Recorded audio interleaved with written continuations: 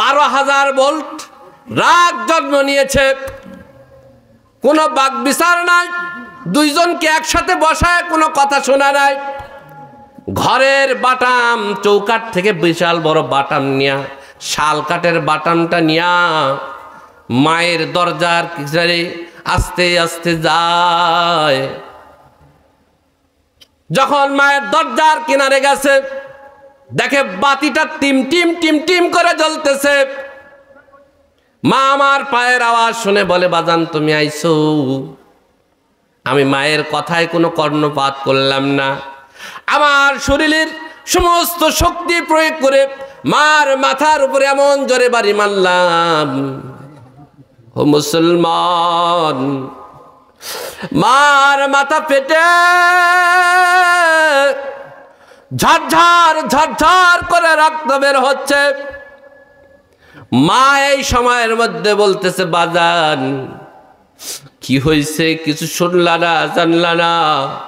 বইয়ের কথা শুনে আমাকে বাড়ি দিলা বাজান, তাতে কোনো সমস্যা নাই, আমি চলে যাচ্ছি রে বাজান।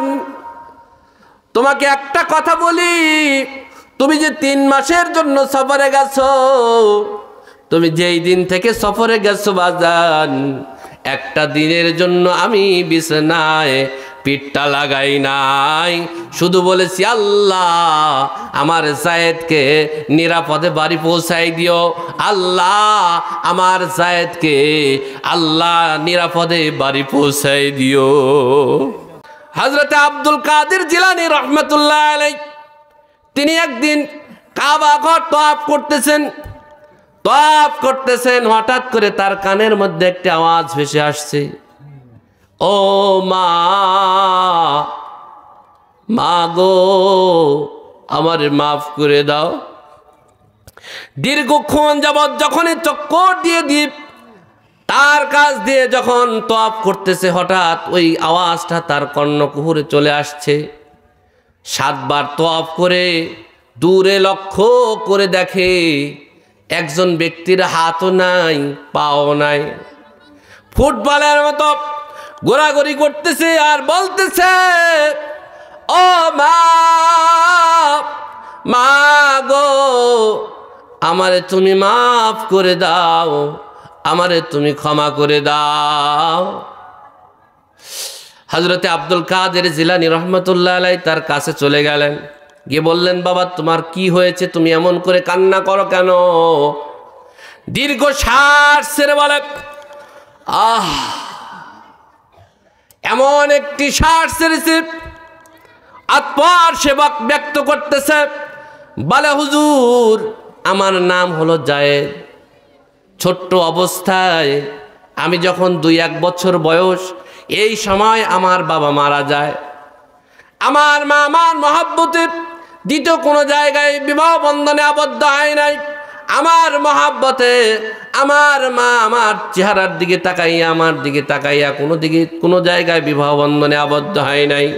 মানুষের বাড়ি কামাই করে করে, চাকরানি করে করে যা জুটেছে তা 2 মায় বেটা মিলে খাইছি আর বড় হয়েছি।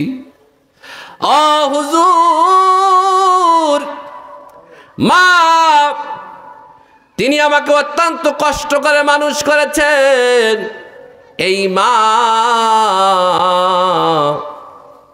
আমি যখন বড় হলাম, লেখাপড়া শেষ করলাম, সারা পৃথিবীর মধ্যে আমি ভালো রেজাল্ট পেয়ে পাশ করলাম। মানুষরা আমার বাড়িতে ঘর নাই, বাড়ি নাই, কিন্তু আমার যোগ্যতা আছে। এই যোগ্যতা দেখে বড় বড় বিল্ডিংওয়ালারা, বড় বড় ফ্ল্যাটওয়ালারা আমার বাড়িতে হাজিরা দেওয়া শুরু করলো। বলল, তোমার সন্তানের সাথে আমার মেয়েকে বিবাহ দিবা নাকি? একবার যে মেয়ে দেখতে দেখতে একজন বিশাল বড় লোকের মেয়ের সঙ্গে আমার বিবাহ বন্ধন হলো। আমি বিবাহ শাদী করলাম। 6 মাস পর্যন্ত মায়ের সাথে বউয়ের রিলেশন ভালো ছিল। কয় মাস পর্যন্ত? 6 মাস পর্যন্ত মায়ের সাথে স্ত্রীর রিলেশন ভালো ছিল। হঠাৎ করে একদিন মার কোনো অবজেকশন পাইছে, মার কোনো বিষয় খারাপ লেগেছে বউয়ের কাছে। বড় লোকের মেয়ে গরিব মানুষের এই চেহারা চেহরা সে কখনো মেনে নিতে পারছিল না। 6 মাস পর্যন্ত সহ্য করে 6 মাস পর সে তার ভিতরের ক্ষোভ ঝেড়েছে। আনসোশাল একটা পরিবারের মানুষের সাথে কিভাবে সংসার করা যায়। অশিক্ষিত পরিবারে যদি কোনো সন্তান শিক্ষিত হয় সেখানেও বিপদ আছে। কি আছে?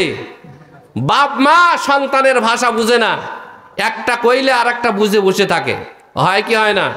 বাজান আমি কি অবাস্তব কথা বলছি? শিক্ষিত মানুষ অশিক্ষিত ঘরে যদি শিক্ষিত পোলা জন্ম নেয়, কখনো এরকম সিচুয়েশনে পড়তে হয় যে মা বাবা অনেক সময় সন্তানকে ভুল বুঝে। কি বুঝে? সন্তানকে ভুল বুঝে। আস্তে আস্তে বইয়ের সাথে মায়ের রিলেশনের দূরত্ব হইতে থাকলো, দূরত্ব পয়দা হচ্ছিল। আস্তে আস্তে মাকে আমি আলাদা করে দিলাম। মাকে আমি একটা ঝুপড়ি ঘর বানাই দিলাম। খাবারও দেই না, পোশাকও দেই না। বইয়ের কথা অনুযায়ী মাকে বাড়ির আঙ্গিনায় একটা বাসা বানাই দিলাম, ঘর বানাই দিলাম, সেখানেই মা থাকে। ভাত দেই না বিধায় মাজুর হয়ে গেছে, মানুষের বাড়িতে ভিক্ষা করে। নাউজুবিল্লাহ বলেন। মানুষের বাড়িতে ভিক্ষা করে। হঠাৎ করে আমার কোম্পানির পক্ষ থেকে, আমি যেখানে চাকরি করি সেই কোম্পানির পক্ষ থেকে 3 মাসের সফরে দূরে যেতে হবে। দূরে যাওয়ার আগে মা যত বড়ই শত্রু হোক, মার কাছে দোয়া নেওয়া একটি কর্তব্য। বউ যখন ঘুমায় গেছে, চুপিসারে মার কাছে গিয়া ওই ঝুপড়ি ঘরের কন্যারে দাঁড়াইয়া বলে মা। মা বলে যখন ডাক দিছে রে মুসলমান, মা শোয়া থেকে বসে গেছে। বলে বাজান জায়েদ রে, তুই যে দীর্ঘ 6 মাস 1 বছর যাবত আমি মাকে ডাকিস না, আমার হৃদয়টা খরা হয়েছে। হৃদয়ের মধ্যে আমার মরুভূমি তৈরি হয়েছে রে বাজান। ও বাজান, তুমি যে আমারে ডাক দিয়েছো, আমার হৃদয়ের মধ্যে বসন্ত আসছে, হৃদয়ের মধ্যে বন্যা প্লাবিত হয়েছে। বাজান কি বলবা বলো? বলে মা 3 মাসের সফরের জন্য কোম্পানির লোকেরা, কোম্পানির ম্যানেজার আমাকে নির্ধারণ করেছে 3 মাসের সফরে যাওয়া লাগবে রে মা, তুমি আমার একটু দোয়া করে দাও। মা দোয়া করে দিল। 3 মাস সফর করে আমি বাড়িতে আসলাম। এই সময়ের মধ্যে মার সাথে অনেক গোলমাল হয়েছে, ঝগড়া হয়েছে। গভীর রজনীতে রাত 1টা-2টা বাজে। আমি সফর করে আসছি। তৎকালীন সময়ে গাড়ি নাই, ঘোড়া নাই, পায়ে হেঁটে 2-4-10 কিলো হেঁটে এসে যখন বাড়িতে এসে দরজা খটখট করা লাগে, এর চাইতে বিরক্তের কাজ আর কিছু নাই। বউকে ডাকি, ওগো আমার পরাণ পাখি, দরজাটা খুলো। ডাকতেছে 1 ঘন্টা হয়ে যায়, 2 ঘন্টা হয়ে যায়, দরজা খুলে না। 2.5 ঘন্টা পর দরজাটা খুলে খান্নাসের মতো, কি হয়েছে? হ্যাঁ, এত ডাকাটাই করো কেন? কি হয়েছে তোমার? এত ডাকো কেন? আপনাদের এলাকার মধ্যে এরকম নাই? আছে না বাজান? যদি বউটা এরকম হয়, তার সংসার পুরাই জাহান্নাম, তার আর জাহান্নামে আগলিম যাওয়ার দরকার নেই। বউ যদি খান্নাস প্রকৃতির হয়, সেই সংসারে কোনোদিন শান্তি আসবে না। বিশেষ করে মা বোনরা রাগ করবেন না, সব মায়েরা এক হয় না। অনেক আদর্শবান পরিবারের মেয়েরা আছে, দাঁতের উপর দাঁত পিছনি দিয়ে হাজারো নির্যাতন সহ্য করে তারা সংসার করে, আছে না নাই? আবার অনেক পরিবারের এমনও মেয়ে আছে যারা আজীবন অঢেল সম্পদের মধ্যে দিয়ে মানুষ হয়েছে। এরা একটা স্বামী ভালো লাগে না, একটা ছাড়ে আর একটা ধরে, আর একটা ধরে আর একটা ধরে, এইরকম ভাবে ওই নষ্টা মুরগির মতো সারাদিন সারা দুনিয়া চুষে বেড়ায়, এরকম আছে না নাই? এইরকম মেয়ে যদি হয় আপনার সংসারে কোনোদিন শান্তি আসবে না। গভীর রজনীতে ধমক দিয়ে বলে, তোমার কি হয়েছে? তোমার মার বিচার যদি আগে না করো তাহলে আমি তোমার ভাত খাবো না। তুমি আগে তোমার মার বিচার করতে হবে, তারপর তোমার ভাত খাবো কি খাবো না ডিসিশন পরে জানাবো। কি হয়েছে? বলে, তোমার মার এই অপরাধ, তোমার মা এই ধরনের কথা আমাকে বলেছে, এই ধরনের কথা আমাকে বলেছে, এই কাজ করেছে। নানান কথা শুনে শুনে শুনে শুনে গভীর রজনীতে ছেলের মাথা হয়ে গেছে 12,000 ভোল্টের একটা পাওয়ারফুল ব্যাটারি। কত হাজার? 12,000 ভোল্ট। রাগ জন্ম নিয়েছে, কোনো বাক বিচার নাই, দুইজনকে একসাথে বসায় কোনো কথা শোনা নাই। ঘরের বাটাম, চৌকাঠ থেকে বিশাল বড় বাটাম নিয়া, শাল কাঠের বাটামটা নিয়া মায়ের দরজার কিনারে আস্তে আস্তে যায়। যখন মায়ের দরজার কিনারে গেছে দেখে বাতিটা টিম টিম টিম টিম করে জ্বলতেছে। মা আমার পায়ের আওয়াজ শুনে বলে, বাজান তুমি আইছো? আমি মায়ের কথায় কোনো কর্ণপাত করলাম না, আমার শরীরের সমস্ত শক্তি প্রয়োগ করে মার মাথার উপরে এমন জোরে বাড়ি মারলাম, ও মুসলমান, মার মাথা ফেটে